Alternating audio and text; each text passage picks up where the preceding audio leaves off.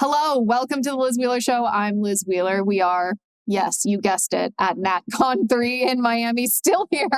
This is how many interviews that we've been doing dawn to dusk, day after day, because there's so many good speakers, so many good panelists here that I want to talk to, not talk about, at least not while they're on the set. With me now is the culture editor at The Federalist, Emily Jashinsky. Emily, good to see you. Good to see you, Liz. Okay, so you recently wrote a piece at The Federalist in which you very politely criticized the Republican Party at large for how they have framed the messaging on green energy and climate change. I want to be a little more blunt and a little less polite and say Republicans have really messed this up, have actually played by the terms set by the Democratic Party on electric vehicles, on fossil fuels, on climate change. And that's terrible. That's a huge disservice to the American people. What should we be doing instead? Well, think of one thing. The so-called Inflation Reduction Act, oddly, was supported by ExxonMobil.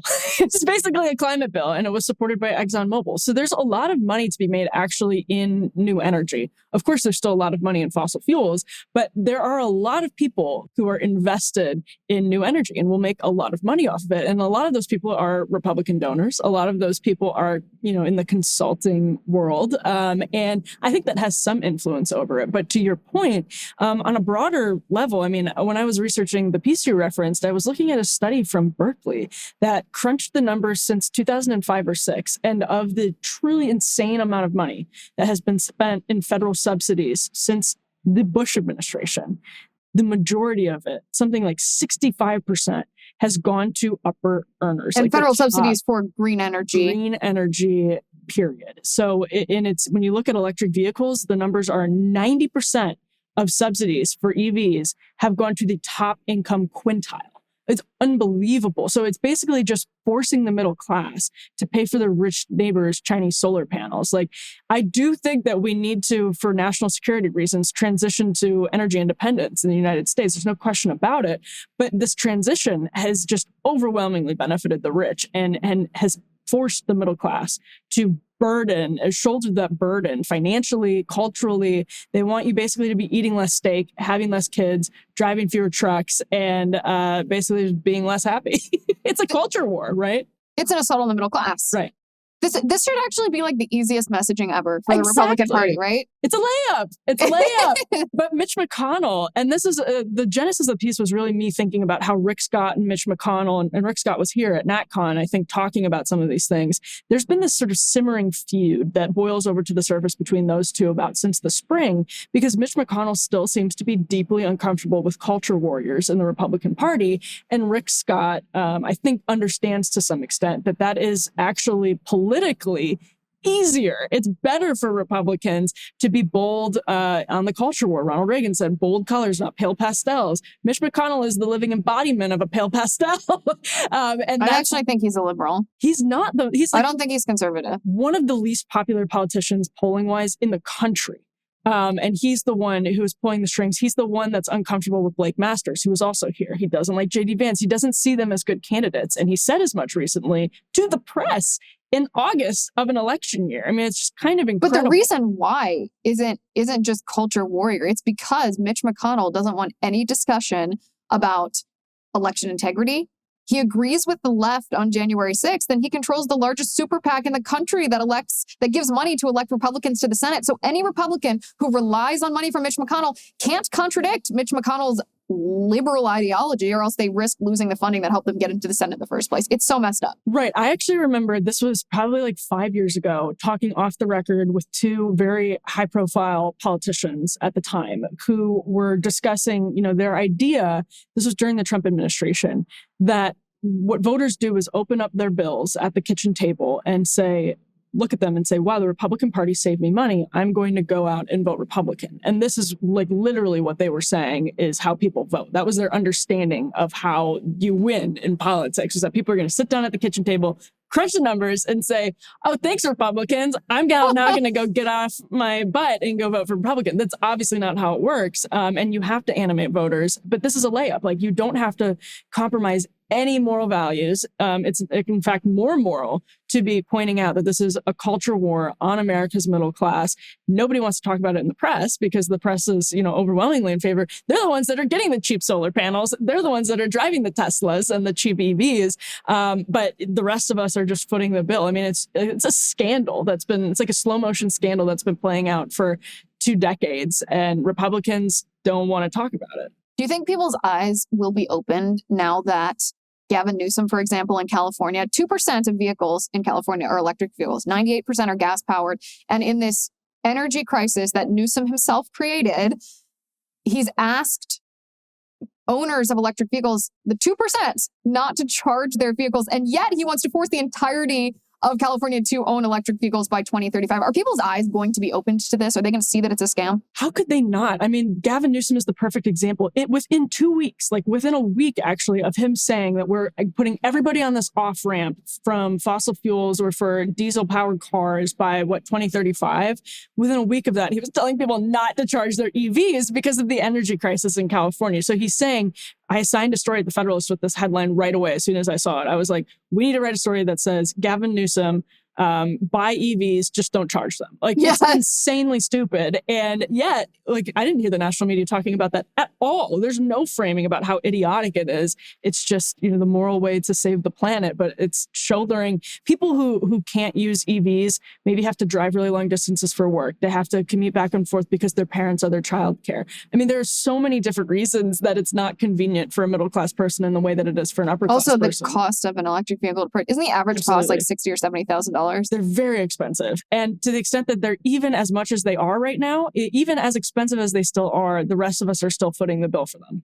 And they're going to be more expensive because they rely on cobalt and lithium that come from China. So it's asinine. They're as dependent on rare earth minerals as other things are on fossil fuels. And that's what's really pressing about the entire green energy industry is at the end of the day, they are still reliant, unless you're talking renewables, on finite resources. So cobalt, lithium, and that's all from China. That is all mined in China. We can mine some by of it China here. In Africa. Yeah.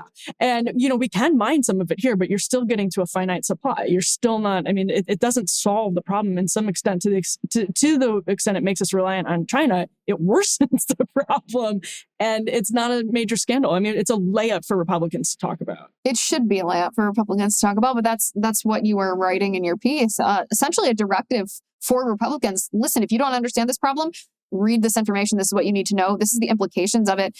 If you zoom out too in the larger picture, the Democratic Party has painted themselves for a long time as the party of the working man. We fight for you.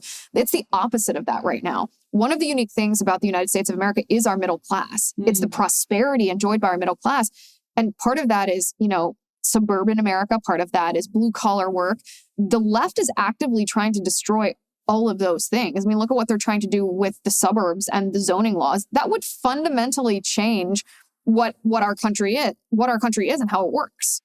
Yeah, and if you listen to high-profile green energy advocates or environmentalists, they're talking about having fewer children. They're talking about, banning trucks, basically. They're talking about all of the stuff that, eating no meat, right? What was the cooking publication, Epicurious, right? They came out, a year and a half ago saying we're not doing meat recipes anymore, period. It is a culture war. This is not a kitchen table issue. It has kitchen table implications, but this is first and foremost a culture war. And Republicans should be shouting from the rooftops the fact that this is an attack on the middle class lifestyle. It's not just about a cheap cut at Outback Steakhouse. I think I wrote that in the piece. Although that would be affected, clearly, it's actually just about your life and the way that you live your life, the amount of children you have. The left is horrified at people who have 7 kids. And yet American women are saying they're having fewer children than they want to. It's unbelievable. And it's, again, a layup for Republicans, but they still have this absolute inability to touch the culture war. Not all of them. There's some really cool new voices. Blake Masters is one of them. But the Mitch McConnells of the world really don't want to touch the culture war still. It feels like they're getting their hands dirty when they talk about the culture war. But that's going to be how you're going to win the election and save the country. It's actually sort of a perfect combination. It's also incumbent on us as the voters when we're choosing who to send to Congress, when we're choosing our elected representatives, not just to say, oh, great, you align with the party platform as dictated by the website and the statement of principles, but what do you think of these uncomfortable topics? Are you willing to talk candidly about them? Are you willing to have principles? Are you willing, in the face of criticism, to stand up? Because that's the difference between what I would call a conservative and the positive connotation and a Republican in just the rhino sense. That's really interesting. And I think a lot of the people that fall into the rhino bucket, like, plainly don't understand the problem. They don't, because they're fine. For the most part, their lifestyles have not been completely altered by a lot of this. The price of gas going up a little bit does not, do they still pay it? We all pay the same gas prices, sure. Do they still pay it? Yes. But does it matter as much to them than the 60% of Americans who right now are living paycheck to paycheck? No, absolutely not. But if you are living paycheck to paycheck and you understand what it's like to live paycheck to paycheck, you know that gas going up 50 cents is huge. It's a complete, like, you can see your parents less. You can, that vacation you saved up for might not happen. That one time of relaxation with your family, you might have to miss out on. These things mean a lot more if you're living on a lot less. And I just really think a lot of Republicans fundamentally don't understand what's happening to the average American's daily life. Or why. I've spent several years analyzing, I think as we all have, analyzing the never Trumpers. Like, how could otherwise intellectual conservatives become so deranged with hatred towards President Trump that they're willing to sacrifice actual conservative principles?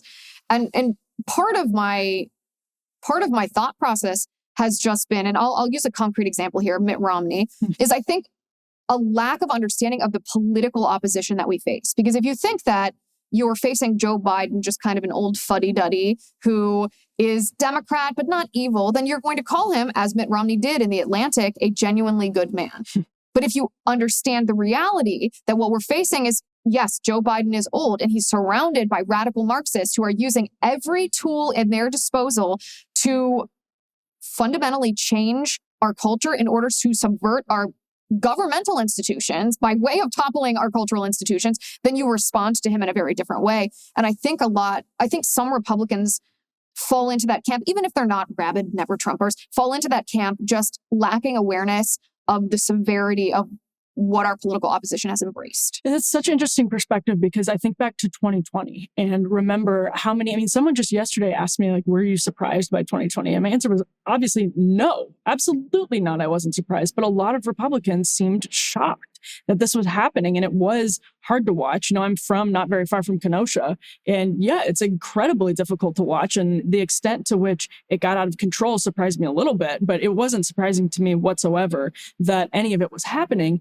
And I think if it was surprising, if you were shocked to see young people thinking that this statue is a manifestation of physical violence, or this is racist. In Wisconsin, they toppled an abolitionist statue. It's truly incredible because it was a white guy. Unbelievable stuff. But if it surprises you, then you just weren't paying enough attention. And Republicans loved to mock for years. Republican centrist media people would look at the campus craziness segments that Fox News would do, or they would look at, conservative outlets covering some of this outrageous stuff, like puppies being brought into safe spaces because Christina Hoff Sommers was speaking, something like that. And it was funny, but it was like, all right, calm down. It was like entertainment rage. Right. It was like, when they get into the workforce, they'll see the real world. Well, no, they changed the real world to meet their standards. Yes. And if you had, we're similar in age. Like, if you're our age, you saw this happening around you. You saw it on Twitter, you saw it on Tumblr, you saw it in your classrooms, you saw it everywhere. And it wasn't surprising at all. Right. But you have to pay attention. You do. And I think that's one of the exciting things about this conference, actually, is there's a lot of people in our age group. I'm 33. There's a lot of people in our age group who understand this, who understand, wait a second, our society needs to be centered on morals as given to us by God through the Bible. And the political opposition that we face is Marxism. And therefore, it's either their set of quote unquote values or our values that are going to dictate the public sphere. And so this is an existential fight for our nation. Now, this is a little bit, I guess, tangential to the green energy piece that you wrote, but not really. No. Not really. That's all part of it. It's part of the radical left trying to subvert our country from within and coming after the middle class. And Republicans, my goodness, especially leading up to the election, need to realize that Emily Jashinsky, thanks for sitting down with me. I appreciate it. Thanks, Liz. All right, guys, if you want exclusive early access to interviews just like this one, you can join us at lizwheelershow.com/locals, lizwheelershow.com/locals. Thank you for watching. Thank you for listening. I'm Liz Wheeler. This is The Liz Wheeler Show.